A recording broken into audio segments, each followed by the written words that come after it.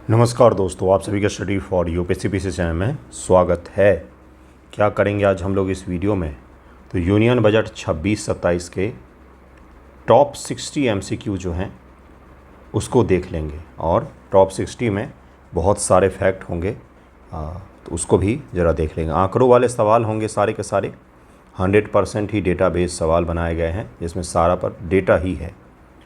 Examination में जो आपके पूछे जाते हैं वो आंकड़ों पर आधारित सवाल अधिक आते हैं, अभी भी कुछ विश्लेषण वाला भी रहता है, लेकिन अगर आंकड़ा क्लियर नहीं होगा तो विश्लेषण किस चीज़ का करेंगे, है ना। तो इसलिए इसको देखना है। एग्जामिनेशन हॉल में जब प्रवेश करते उससे पहले जो सेंटर पर बैठे होते हैं आप, तो उस समय बजट का या तो PDF ले लीजिएगा या वीडियो से कहीं से भी एक बार रिवाइज ज़रूर कर लेना चाहिए, जिसमें बजट का क्वेश्चंस हो गए और फैमिली हेल्थ सर्वे जो था उसके क्वेश्चंस हो गए।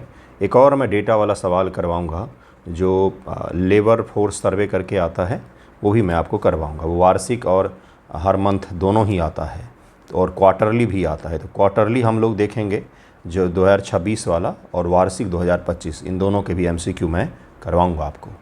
चलिए शुरू करते हैं। अगर आपने इसको पढ़ा हुआ है पहले तो हर सवाल को अटैम्प्ट भी करिएगा मेरे साथ, आंसर भी निकालिएगा, ठीक है। बाद में अपना स्कोर ही बताना है।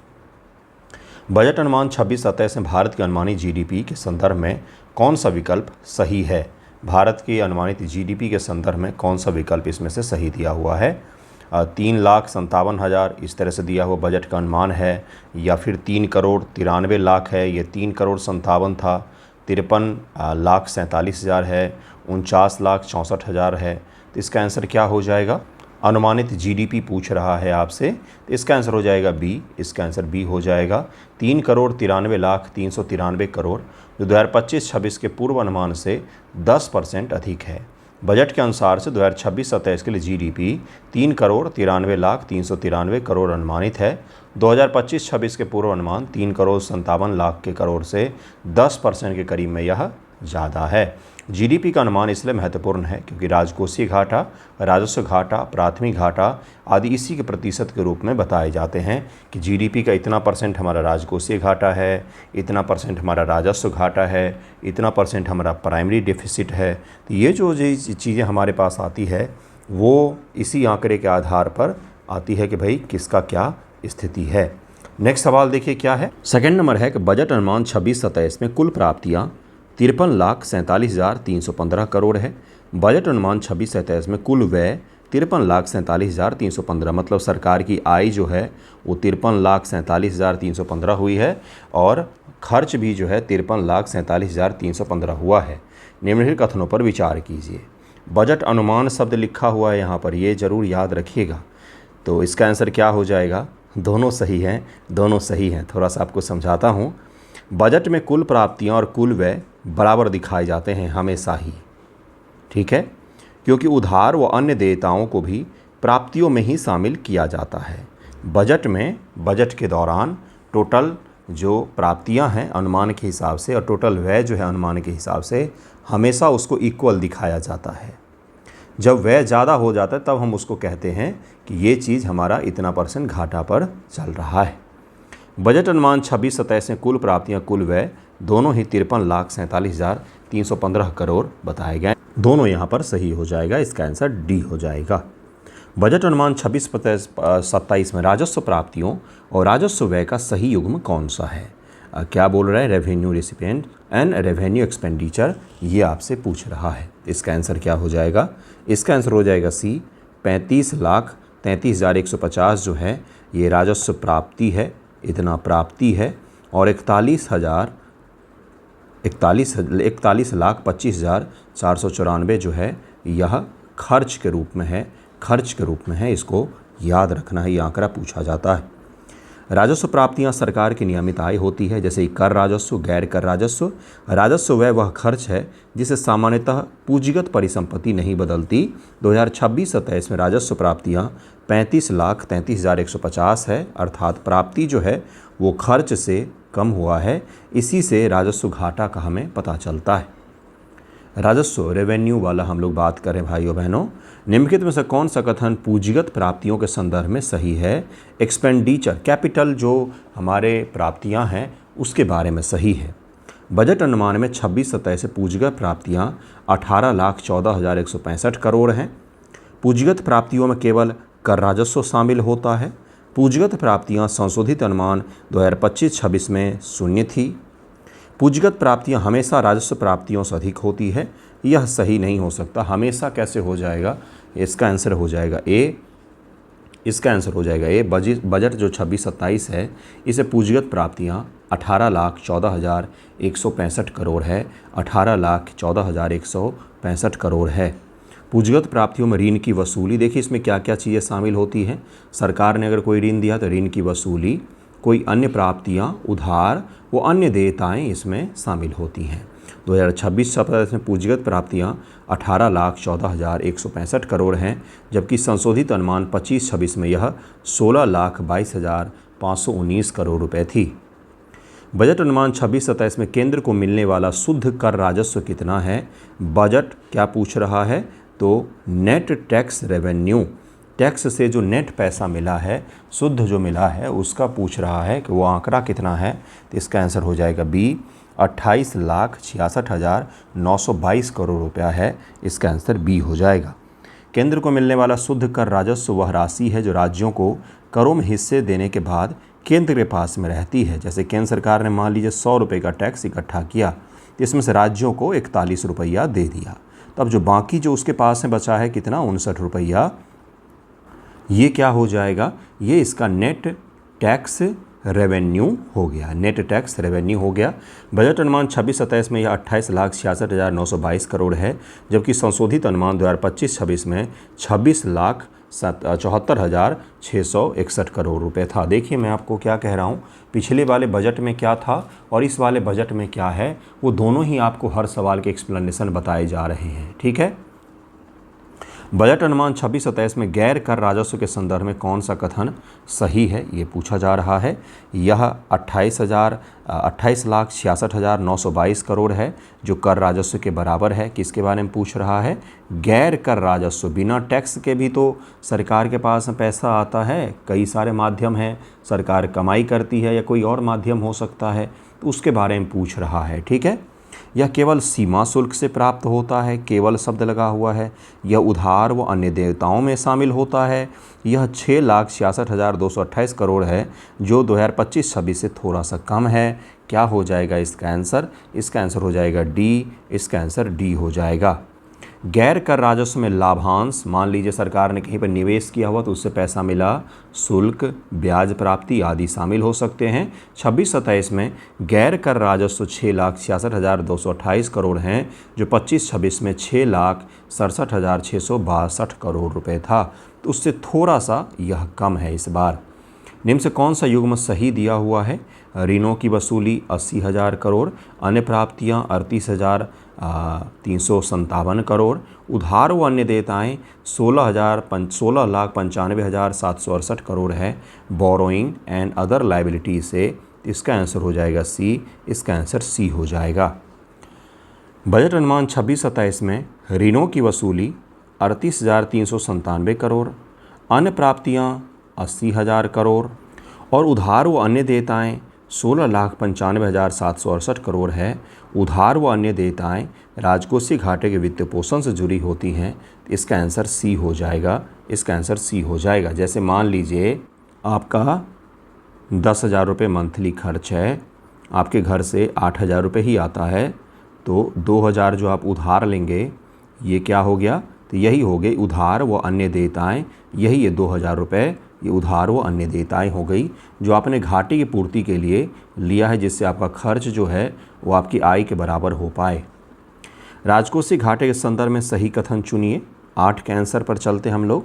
बजट अनुमान 26-27 में यह 16,95,768 करोड़, जीडीपी का 4.3%। ये परसेंट बहुत महत्वपूर्ण है, इसलिए इसको याद रखना है। सवाल पूछा जाता है तो स्टेटमेंट में दिया जाएगा कि बजट अनुमान के हिसाब से हमारे जीडीपी का लगभग में 4% क्या है, तो हमारा घाटा है। तो क्या बोलेंगे वहाँ पर? बिल्कुल सही दिया हुआ है, सही दिया हुआ है। लगभग में 4%, तो 4.3 वो सही रहेगा। संशोधित अनुमान 25-26 में यह जीडीपी का 5.3% था। यह राजस्व प्राप्तियों कर राजस्व का अंतर है, तो इसका आंसर ए ही हो जाएगा भाइयों बहनों। राजकोषीय घाटा सरकार के कुल बोरोइंग रिक्वायरमेंट को दिखाता है। बजट अनुमान 26-27 में 16,95,768 रुपये है। 16,95,768 रुपये है। जीडीपी का 4.3% है। 25-26 में यह 4.4% था जीडीपी का, तो 4.4 से 4.3% के आसपास में हम लोग आए हैं। सुधार तो हुआ है, मामूली ही सही, लेकिन सुधार तो हमने किया हुआ है। निम्नलिखित कथनों पर विचार करें। बजट अनुमान 26-27 में राजस्व घाटा जीडीपी का 1.5% है। बजट अनुमान 26-27 में प्रभावी राजस्व घाटा जीडीपी का 0.3% है। 0.3% है। प्रभावी राजस्व घाटा कह रहा है आपसे, इफेक्टिव जो रेवेन्यू डेफिसिट है वो आपसे पूछ रहा 0.3% है। इसका आंसर सी हो जाएगा। दोनों यहाँ पर सही दिया हुआ है। राजस्व घाटा राजस्व व्यय और राजस्व प्राप्तियों का अंतर होता है। आपको मिला 10, अभी मैंने बताया आपको मिला घर से 8,000 रुपये और आपने खर्च कर दिए 10,000, तो 2,000 क्या हो गए आपके घाटा हो गए। अब इसके लिए आप उधार लेंगे, लेकिन मान लीजिए ये 2,000 घाटा किस में हुए कि आपने इस बार किताब वगैरह खरीद लिया, बहुत ज़्यादा 1,000 रुपये का मान लीजिए किताब खरीद लिया, तो अब आपका घाटा कितने का हुआ, तो 1,000 रुपये का ही हुआ। इसी को हम लोग क्या बोलते हैं, इसी को हम लोग बोलते हैं इफ़ेक्टिव रेवेन्यू डेफिसिट।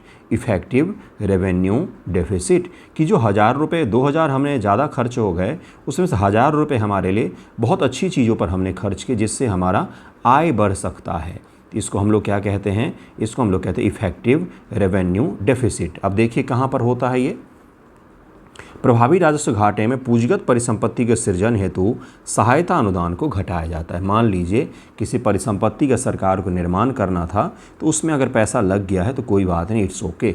26-27 में राजस्व घाटा का 1.5% और प्रभावी राजस्व घाटा 0.3% रहा है, तो इसका आंसर क्या हो जाएगा, दोनों सही है। ऊपर राजकोषीय घाटा था, ये राजस्व घाटा है, रेवेन्यू टैक्स वाला हिस्सा का घाटा है, ठीक है। प्राथमिक घाटे के संदर्भ में सही विकल्प को चुनें। यह ब्याज भुगतान जोड़कर निकाला जाता है। बजट अनुमान में यह 2,91,796 करोड़ और जीडीपी का 0.7% है, तो इसका आंसर बी हो जाएगा। प्राइमरी डेफिसिट जो है 0.7% है हमारे जीडीपी का। प्राथमिक घाटा प्राइमरी डेफिसिट बराबर क्या होता है, राजकोषीय घाटा माइनस ब्याज भुगतान। ब्याज के भुगतान के लिए जो आपने पैसे दिए हैं वो दरअसल में घाटा नहीं होता, तो इसलिए हम लोग उसको राजकोषीय घाटा में से घटा देते हैं। उसके बाद जो बचता है वो हमारा प्राइमरी डेफिसिट होता है। यह बताता है कि ब्याज भुगतान हटाने के बाद सरकार को कितनी नई उधारी की आवश्यकता पड़ी। बजट अनुमान 26-27 में यह 2,91,796 करोड़ रुपये है। बजट में ब्याज भुगतान के संदर्भ में सही कथन कौन सा है, तो इसका आंसर क्या हो जाएगा, इसका आंसर हो जाएगा डी। यह कितना है, तो यह है 14,03,972 करोड़, जो संशोधित अनुमान 25-26 से अधिक है। ब्याज भुगतान कमिटेड एक्सपेंडिचर होता है। 26-27 से ब्याज भुगतान 14,03,972 करोड़ है। कमिटेड एक्सपेंडिचर का क्या तात्पर्य होता है भाइयों बहनों, जहाँ पर आप कमिटेड हैं कि आपको इतना देना ही है। मान लीजिए सरकार ने 100 रुपये ऋण लिए और उसको 5% उस पर ब्याज चुकाने हैं, तो ये 5% तो उसको देना ही है, इस पर मनाही नहीं हो सकती। इसको कमिटेड हम लोग क्या बोलते हैं, एक्सपेंडिचर, कि पहले से तय है कि इतना रुपया तो वहाँ जाएगा ही। तो उस पर सरकार ने 14,03,972 करोड़, जबकि पिछले साल जो है वो 12,74,338 करोड़ रुपए का खर्चा किया गया था। ब्याज भुगतान अधिक होने से विकासात्मक खर्च के लिए फिस्कल एस्केप कम हो सकता है। अगर सरकार को बहुत ज़्यादा ब्याज भुगतान पर ही व्यय करना पड़ गया तो अपने देश में खर्च के लिए पैसा कैसे बचेगा, तो इसलिए हमेशा सरकार कोशिश करती है कि कम ऋण लिया जाए। पूंजीगत व्यय और प्रभावी पूंजीगत व्यय का सही युग्म क्या है। इस बार पूंजीगत व्यय क्या होता है और प्रभावी पूंजीगत व्यय क्या होता है। सबसे पहले कॉन्सेप्ट होता है पूंजीगत व्यय कैपिटल एक्सपेंडिचर और इफेक्टिव कैपिटल एक्सपेंडिचर। प्रभावी का मतलब क्या होता है, जैसे केंद्र सरकार ने 100 रुपया खर्चा किया खुद से कैपिटल एक्सपेंडिचर परिसंपत्ति के सृजन पर, सड़क, हवाई अड्डा, रेलवे, स्कूल, ये सब खरीदने पर। राज्यों को भी सरकार ने कितना दिया था, 50 रुपया दिया था कि सारे राज्य मिलकर के भी 50 रुपया खर्चा करें। तो टोटल कैपिटल एक्सपेंडिचर कितना हो गया, प्रभावी राजस्व खर्च कितना हो गया, तो ये हो गया 150 रुपया, क्योंकि राज्यों ने भी तो इस देश के ही विकास में खर्च किया है। भले केंद्र करे या राज्य करे, सड़क तो सड़क होती है, राज्य बनाए केंद्र बनाए, तो इसको हम लोग क्या बोल देते हैं, इसको हम लोग बोल देते हैं effective revenue, effective capital expenditure, effective capital expenditure, प्रभावी पूंजीगत व्यय, इसी को कहा जाता है भाइयों बहनों, समझ में आना चाहिए कॉन्सेप्ट। तो 12,21,821 रुपये पूंजीगत व्यय है और प्रभावी पूंजीगत व्यय 17,14,523 करोड़ है। तो इसका आंसर हो जाएगा ए, इसका आंसर ए हो जाएगा। पूंजीगत व्यय से सड़क, रेल, उपकरण इत्यादि परिसंपत्तियाँ बनती है। प्रभावी पूंजीगत व्यय में पूंजीगत व्यय के साथ पूंजीगत परिसंपत्ति सृजन हेतु सहायता अनुदान भी शामिल होता है, जो राज्यों को अक्सर दिया जाता है। तो उन दोनों को मिला करके यहाँ पर देखेंगे, इसीलिए हमेशा इफेक्टिव कैपिटल एक्सपेंडिचर जो होगा ये हमेशा ज़्यादा होगा किससे, तो कैपिटल एक्सपेंडिचर से। ठीक है, चलिए आगे बढ़ते हैं। रुपया कहाँ से आता है के अनुसार 2026 व 27 में सबसे बड़ा स्रोत कौन सा था, तो उधार व अन्य देयताओं से ही 24 पैसे लिए हैं। 100 पैसा में से, 100 पैसा यानी कि 1 रुपये में से 24 रुपये जो है उधार, बोरोइंग एंड अदर लाइबिलिटीज से पैसा आया है। सबसे बड़ा स्रोत उधार व अन्य देयताएं, जिसका हिस्सा 24 पैसे से पता चलता है कि बजट फाइनेंस में बोरोइंग की भूमिका अभी भी बहुत महत्वपूर्ण है। रुपया कहाँ से आता है में आयकर और निगम कर का सही क्रम क्या है, इनकम टैक्स एंड जो कॉरपोरेट टैक्स होते हैं इनमें पूछ रहा है कि इनका सही क्रम क्या हो जाएगा इनमें से। तो इसका सही क्रम हो जाएगा आयकर से 21 पैसे और निगम कर से 18 पैसे आए हैं भारत सरकार को। 26-27 में 21 पैसे आयकर से और निगम कर से 18 पैसे आए हैं। रुपया कहाँ से आता, निम्न से कौन सा युग्म सही नहीं है, तो गैर ऋण पूंजीगत प्राप्ति 8 पैसे, ये गलत दिया हुआ है। सीमा शुल्क से 4 रुपया मिलता है 100 में से। संघ उत्पाद शुल्क में 6 रुपया मिलता है 100 रुपये में से। गैर कर राजस्व में 10 रुपया मिलता है 100 रुपये में से। क्या बोल रहा है, non tax revenue, union excise duties और कस्टम से कितना पैसा आ रहा है। गैर ऋण पूंजीगत प्राप्तियाँ 8 पैसे नहीं बल्कि 2 ही पैसे हैं। नॉन डेब्ट कैपिटल रिसिप्ट जो है ये 2 ही पैसा है, सरकार को इससे मिलता है, 8 रुपया नहीं मिलता है, 2 ही रुपया मिलता है। रुपया कहाँ जाता है के अनुसार सबसे बड़ा खर्च किस मद में है भारत सरकार का, राज्यों का करों में हिस्सा में 22 पैसा, ब्याज भुगतान पर 20 पैसा, केंद्रीय क्षेत्र की योजनाएं 17 पैसे, रक्षा पर 11 पैसे। कौन सा इसमें से खर्च सबसे बड़ा है केंद्र सरकार का, ये पूछा जा रहा है। रुपया कहाँ जाता है में, तो इसका आंसर ए हो जाएगा। राज्यों का जो करों में हिस्सा है, मान लीजिए 100 रुपया आमदनी हुआ तो इसमें से 41 रुपया जो है करीब में वो स्टेटों को बांट दिया जाता है, स्टेट गवर्नमेंट को बांट दिया जाता है खर्चा करने के लिए। तो यही सबसे बड़ा खर्च है केंद्र सरकार का। अगर हम लोग एक बार में देखेंगे तो सबसे बड़ा हिस्सा राज्यों के कर के हिस्से का है 22 पैसा करीब में, इसके ब्याज भुगतान 20 पैसे और केंद्रीय क्षेत्र की योजनाएं 17 पैसे हैं। तो टोटल 22 पैसे 100 पैसा में से, 100 रुपया में से 22 रुपया, 100 पैसे में से 22 पैसे, परसेंटेज पर ध्यान दीजिएगा कितना हो रहा है। अब 1000 रुपया ले लेंगे तो 220 रुपया हो जाएगा, है ना। तो सबसे ज़्यादा रुपया जो है वो यहीं पर खर्च किया जाता है। केंद्रीय क्षेत्र की योजना सेंट्रली स्पॉन्सर्ड जो सेंट्रल सेक्टर स्कीम जो हैं उनके लिए 17 रुपया खर्च किया जाता है। रुपया कहाँ जाता है में ब्याज भुगतान और रक्षा का सही युग्म कौन सा है, ब्याज भुगतान और रक्षा पर कितने पैसे खर्च किए जाते हैं। तो ब्याज भुगतान पर 20 पैसे और रक्षा पर 11 पैसे खर्च किए जाते हैं। 100 में से 100 पैसा में से 11 जो हो गया ये डिफेंस पर खर्च किया जाता है और 20 रुपया जो है ये ब्याज भुगतान पर खर्च किया जाता है, ब्याज भुगतान पर खर्च किया जाता है। रुपया कहाँ जाता है के संदर्भ में कौन सा कथन सही है, केंद्र प्रायोजित योजना का हिस्सा 17 पैसे है, केंद्रीय क्षेत्र के योजनाओं का हिस्सा 17 पैसे है, प्रमुख सब्सिडी पर 11 पैसे है, नागरिक पेंशन का हिस्सा 7 पैसा है। कहाँ पर जाता है के संदर्भ में कौन सा कथन सही दिया हुआ है। इसी प्रकार से एग्जामिनेशन में भी आ सकता है।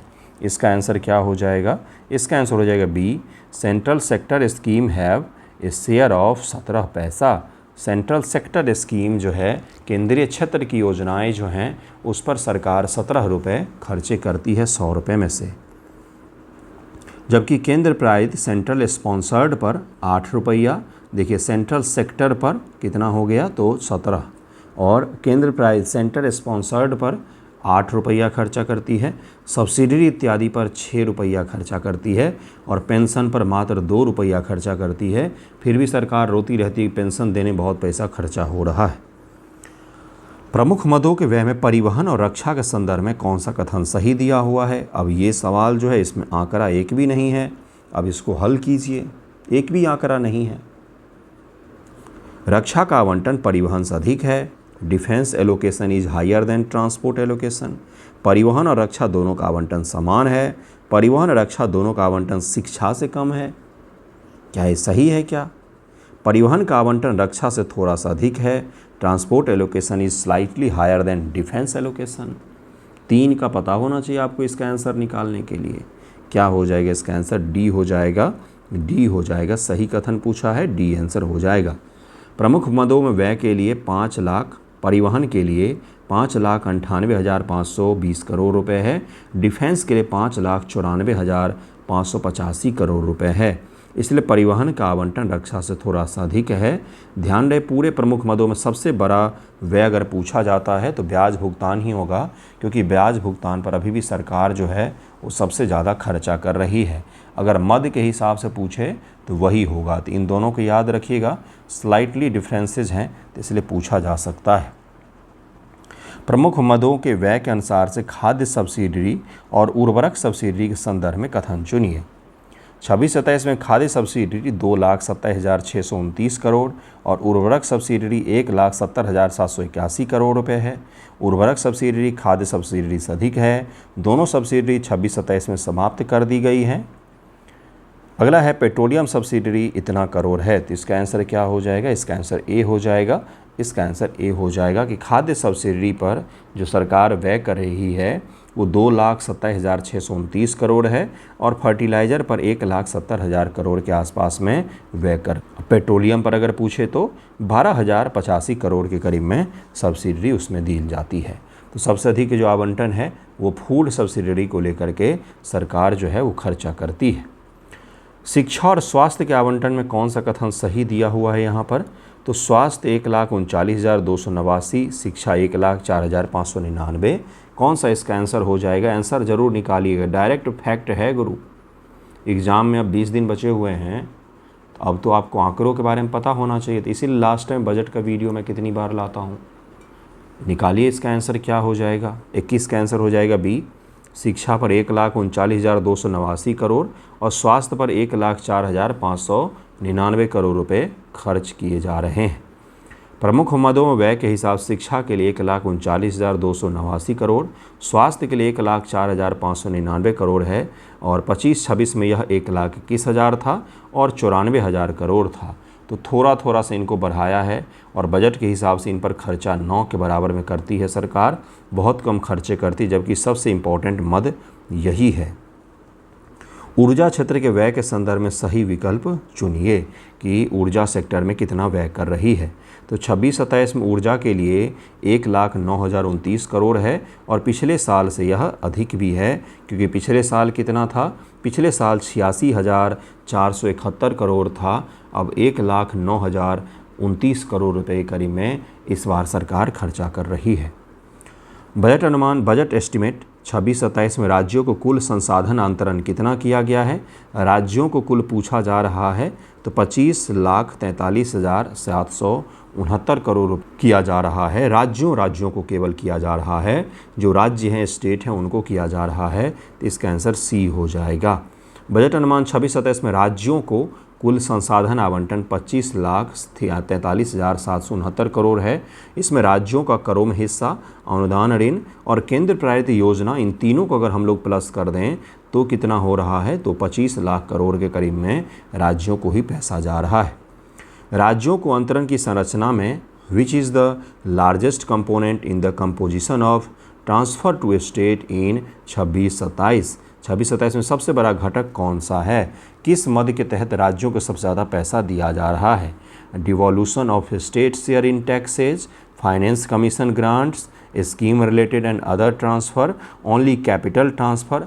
किसके मद में, कौन से फैक्टर में, कौन से घटक के तहत में सबसे अधिक पैसा दिया जा रहा है? तो ये हो जाएगा डिवॉल्यूशन of state share in taxes. राज्यों का अंतरण की संरचना में सबसे बड़ा जो घटक है वो करों में राज्य का हिस्सा है, जिसके जरिए उन्हें पैसा दिया जाता है।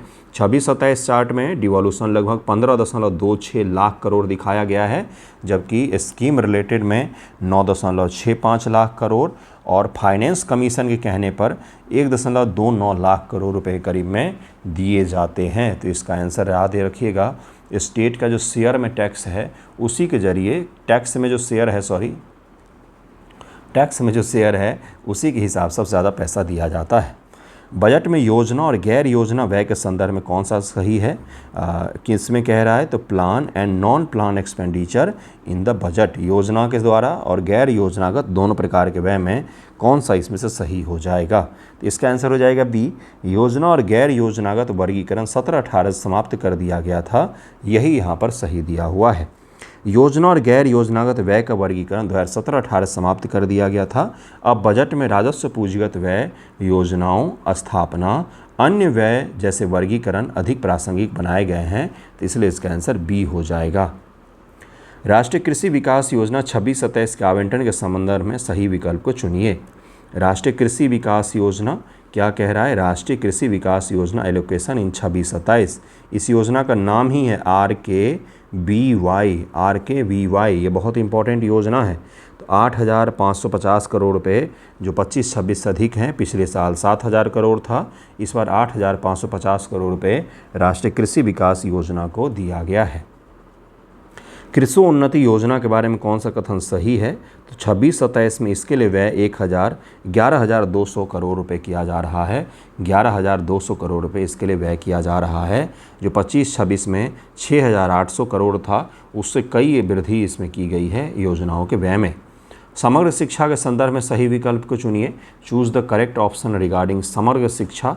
तो इसका आंसर हो जाएगा ए। 42,100 करोड़ जो पिछले साल से काफ़ी अधिक है, इस बार खर्च किया जा रहा है। पिछले साल के बजट में इसके लिए मात्र 38,000 करोड़ था और इस बार 42,100 करोड़। 25-26 में 38,000 करोड़ था और इस बार कितना हो गया है बढ़ कर के? तो 42,100 करोड़ जो है समग्र शिक्षा अभियान, अर्थात बच्चों का जो शिक्षा होता है उसको लेकर के 42,000 करोड़ रुपये खर्चे किए जाएंगे। ये केंद्र का बजट है, केंद्र के द्वारा जो किया जाता है खर्च उसका है। बाकी राज्यों का भी अपना एजुकेशन बजट होता है। प्रधानमंत्री पोषण शक्ति निर्माण के संदर्भ में कौन सा कथन सही है? Which statement is correct regarding प्रधानमंत्री पोषण शक्ति निर्माण? तो इसका आंसर हो जाएगा सी, अर्थात 26-27 में इसका आवंटन 12,750 करोड़ रुपये प्रधानमंत्री पोषण शक्ति निर्माण इस मद में किया जा रहा है।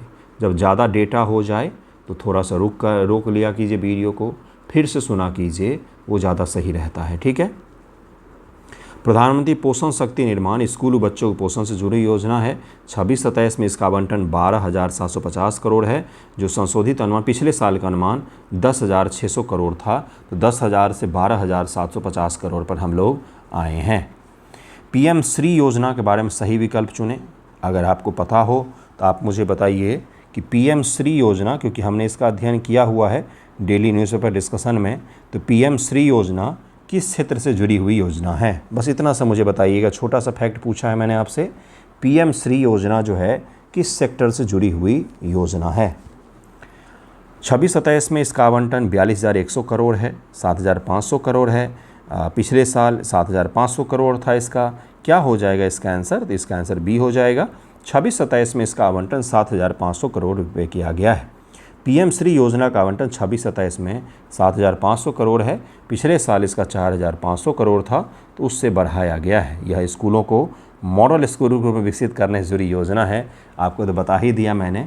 दरअसल में न्यू एजुकेशन पॉलिसी 2020 के तहत में PM श्री योजना शुरू किया गया है। क्यों चर्चा में था? पश्चिम बंगाल, केरल और तमिलनाडु, ठीक है, तमिलनाडु, पंजाब भी कह सकते हैं। पश्चिम बंगाल और केरल ने पीएम श्री कहा जाता है इसको, इस योजना को लागू करने से मना कर दिया था पहले, लेकिन आफ्टर इलेक्शन, चूँकि इलेक्शन सरकारें बदल चुकी हैं, इसे लागू किया जाएगा, इसलिए हमने इसको पढ़ा था और आपको भी पढ़ना चाहिए। पंजाब में भी इसको फिर से लागू करने की बात की जा रही है, पंजाब सरकार भी मान गई है।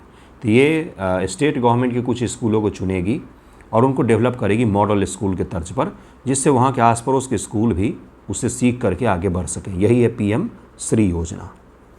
सार्वजनिक स्वास्थ्य अवसंरचना हेतु राज्यों को सहायता योजना का 26-27 आवंटन कितना है? तो ये किया गया है 4200 करोड़ के करीब में आवंटन किया गया है।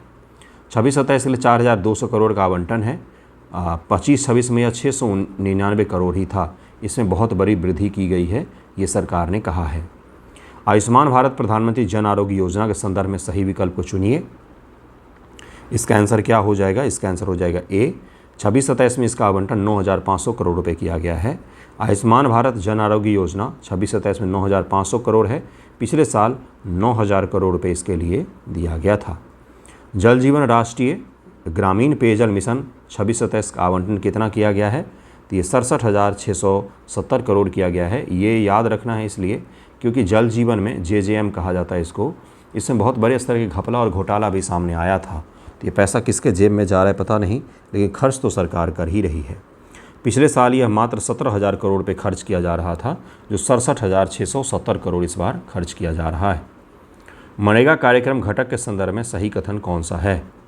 26-27 में इसका आवंटन 30,000 करोड़ है, जो पिछले साल से कम इस बार आवंटन किया गया है। मनरेगा, अब तो इस योजना का नाम भी बदल दिया गया, VBG राम जी, पूरा खिचड़ी बना दिया है, मिक्स वेज वाला। इसका आंसर बी हो जाएगा। मनरेगा कार्यक्रम घटक 26-27 का आवंटन 30,000 करोड़ है, जो पिछले साल के तुलना में पिछले साल 88,000 करोड़ था। इसी क्षेत्र में विकसित भारत योजना और आजीविका मिशन ग्रामीण के अलग से 95,692 करोड़ दिया गया है। अब इसी क्षेत्र की योजना है विकसित भारत योजना और आजीविका मिशन जो ग्रामीण है, उसको लेकर के सरकार ने भारी एलोकेशन किया है, लेकिन मनरेगा का बजट जो है ये बहुत ज़्यादा कम कर दिया गया, 88,000 करोड़ से डायरेक्ट 30,000 करोड़। विकसित भारत रोजगार आजीविका मिशन ग्रामीण योजना के संदर्भ में सही विकल्प को चुनिए। देखिए, मनरेगा भी ग्रामीण रोजगार योजना है और ये भी ग्रामीण रोजगार योजना, इसलिए सरकार ने उसका बजट भी यहीं पर दे दिया है। यह नई योजना है। 26-27 में 95,692 करोड़ आवंटित किए गए हैं इसके लिए, ये बिल्कुल सही दिया हुआ है। इस योजना के लिए पिछले कॉलम से शून्य राशि थी। 26-27 में 95,692 करोड़ आवंटित किए गए हैं, इसलिए ग्रामीण रोजगार आजीविका क्षेत्र की बहुत बड़ी नई बजट एलोकेशन वाली यह योजना है। इसको आपको अलग से पढ़ना पड़ेगा क्योंकि हर योजना यहाँ पर तो हम लोग नहीं कर सकते हैं। इसका क्या नाम है? तो इसका नाम है ग्रामीण योजना विकसित भारत रोजगार और आजीविका मिशन ग्रामीण। क्या है? तो विकसित भारत रोजगार और आजीविका मिशन ग्रामीण योजना जो है, इसको आपको अलग से पढ़ना चाहिए। सरकार ने बहुत ज़्यादा एलोकेशन किया है। प्रधानमंत्री ग्राम योजना सड़क के बारे में कौन सा विकल्प सही है? प्रधानमंत्री ग्राम सड़क योजना के बारे में, तो इसका आंसर हो जाएगा ए, अर्थात 19,000 करोड़, जबकि पिछले साल 11,000 करोड़ रुपए था, तो 19,000 करोड़ इस बार दिया गया है। आवास योजना ग्रामीण का आवंटन कितना किया गया है? तो 54,917 करोड़ करीब में किया गया है, जो पिछले साल 32,500 करोड़ के करीब में किया गया था। पीएम किसान सम्मान निधि के संदर्भ में सही कथन चुनिए। तो 2026-27 में इसका आवंटन 63,500 करोड़ किया गया है। पीएम किसान सम्मान निधि योजना इसका नाम है। 26-27 में इसका आवंटन 63,500 करोड़ है। पिछले साल यह 63,500 करोड़ था, तो लगभग में यह बराबर ही था। पीएम आशा स्कीम का नाम आपने सुना होगा, प्रधानमंत्री अन्नदाता आय संरक्षण योजना जिसको कहा जाता है। इसमें 2-2 हज़ार करके जो 3 स्लॉट में किसानों को पैसा दिया जाता है, उसी के बारे में यह योजना है। ठीक है, इसका आंसर क्या हो जाएगा? इसका आंसर हो जाएगा 7,200 करोड़ रुपये इस बार दिए गए हैं, जो पिछले साल 6,941 करोड़ थे, इस बार 7,200 करोड़ दिए गए हैं। प्रमुख योजनाओं के परिव्यय के अनुसार उर्वरक सब्सिडी के अंतर्गत यूरिया सब्सिडी, पोषक तत्व आधारित सब्सिडी का सही युग्म कौन सा है? तो इसका आंसर हो जाएगा ए, यूरिया सब्सिडी के लिए 1,16,805 करोड़ और पोषक तत्व आधारित सब्सिडी के लिए 54,000 के करोड़ करीब में खर्चे किए जा रहे हैं। यूरिया सब्सिडी सीधे यूरिया उर्वरक की कीमत को नियंत्रित करने से जुड़ी होती है, जबकि पोषक तत्व आधारित सब्सिडी फॉस्फेटिक व पोटासिक उर्वरक जैसे गैर यूरिया उर्वरक के लिए दी जाती है, जिसमें फॉस्फोरस या फिर पोटास इत्यादि होता है, पोटेशियम इत्यादि होता है, उसके लिए यह दी जाती है। जो नॉन यूरिया जिसको कहते हैं उसके लिए यह दी जाती है। नेक्स्ट सवाल है, प्रधानमंत्री गरीब कल्याण अन्न योजना का 26-27 आवंटन कितना किया गया है? 2,27,429 करोड़ रुपये किया गया है। 50 तक इसमें सवाल है। और उसके बाद जो हम लोग इकोनॉमिक सर्वे का करेंगे, केंद्रीय इकोनॉमिक सर्वे का, तो उसमें केंद्रीय योजनाएं जितनी बजट में चर्चा में है ना, उसका अलग से करवाऊंगा। जैसे इंडिया AI मिशन हो गया या सेमीकंडक्टर मिशन हो गया, तो इन सब का हम लोग अलग से करेंगे, योजनाएं अलग से करेंगे। तो इसलिए इसमें केवल आंकड़ा है। जो योजनाएं करेंगे उसमें इन योजना और आंकड़े को हम लोग जोड़ करके MCQ करेंगे।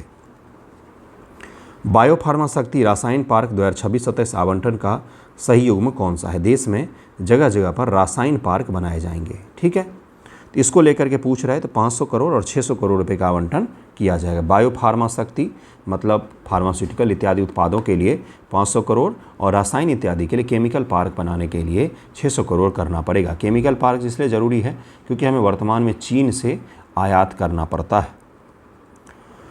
कोयला लिग्नाइट गैसीकरण योजना, जिसमें कोयला और लिग्नाइट का उपयोग करके गैस बनाया जाएगा, के संदर्भ में कौन सा कथन सही कथन कौन सा है? तो 2026-27 में 3,525 करोड़ रुपए, जो पिछले साल से काफ़ी अधिक है, इस बार एलोकेट किया गया है। 26-27 में 3,525 करोड़ है, जबकि पिछले साल यह 282 करोड़ रुपये था, आवंटित किया गया है। Startup India funds of funds 2.0 के संदर्भ में सही विकल्प को चुनिए। तो 26-27 में 900 करोड़ रुपए, जबकि पहले वर्षों में startup India funds of funds में शून्य था एलोकेशन। इस बार क्योंकि इस बार इसको शुरू ही किया गया, इसलिए इससे पहले इसका एलोकेशन कैसे होगा, तो ये जरूर याद रखिएगा 2.0 शुरू किया गया है, क्योंकि स्टार्टअप इंडिया का 10 वर्ष पूरा हो चुका है। 10 वर्ष के बाद से 2.0 कार्यक्रम के तहत में 900 करोड़ का आवंटन किया जाएगा। अटल टिंकरिंग लैब योजना 26-27 के आवंटन के संदर्भ में सही विकल्प को चयन करें। तो इसका आंसर हो जाएगा ए, 3,200 करोड़ रुपए खर्च किया जाएगा। अटल टिंकरिंग लैब योजना 26-27 में 3,200 करोड़, पिछले साल 500 करोड़ खर्च किया गया। तो इसमें सरकार ने भारी भरकम रिसर्च के लिए और रिसर्च का माहौल बनाने के लिए स्कूल स्तर से लेकर के हर एकेडमिक के क्षेत्र में सरकार भारी भरकम खर्च कर रही है। इंडिया AI मिशन और भारत में सेमीकंडक्टर डिस्प्ले विनिर्माण कार्यक्रम का सही युग्म कौन सा है? सेमीकंडक्टर डिस्प्ले विनिर्माण और इंडिया AI मिशन के लिए सरकार कितना खर्चा कर रही है? तो 1,000 करोड़ और 8,000 करोड़ क्रमशः इसका सही युग्म हो जाएगा। इंडिया AI मिशन के लिए 1,000 करोड़ इस बार 26-27 के बजट में, भारत में सेमीकंडक्टर डिस्प्ले विनिर्माण इकोसिस्टम बनाने के लिए 8,000 करोड़ के करीब में खर्च किया जा रहा है। भारत सेमीकंडक्टर मिशन 2.0 2026-27 में कितना आवंटन किया गया है? तो 47 का आंसर हो जाएगा सी, 1,000 करोड़ रुपए का आवंटन 26-27 में सेमीकंडक्टर मिशन 2.0 के लिए किया जा रहा है। 2.0 के लिए किया जा रहा है। 2.0 के लिए किया जा रहा है। इलेक्ट्रॉनिक्स घटक विनिर्माण योजना 2026-27 का आवंटन कितना किया गया है? तो 1,500 करोड़ के करीब में किया जा रहा है।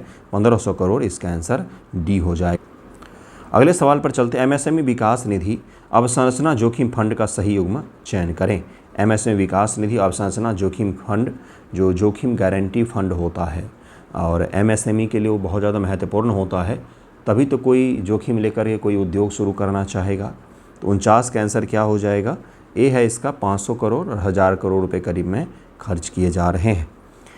2026-27 MSME विकास निधि के लिए 500 करोड़ और अवसंरचना जोखिम गारंटी फंड के लिए 1,000 करोड़ का आवंटन किया गया है। ये दोनों नई एलोकेशन वाली योजनाएं हैं।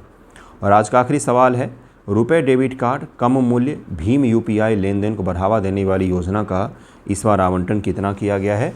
रुपए डेबिट कार्ड और कम मूल्य वाली भीम UPI को सरकार जो है और भी ज़्यादा प्रमोट करेगी और इसको बढ़ाएगी। तो इसके लिए सरकार इस बार जो है कितना खर्चा कर रही है? तो करीब में 2,000 करोड़ रुपए का खर्चा कर रही है।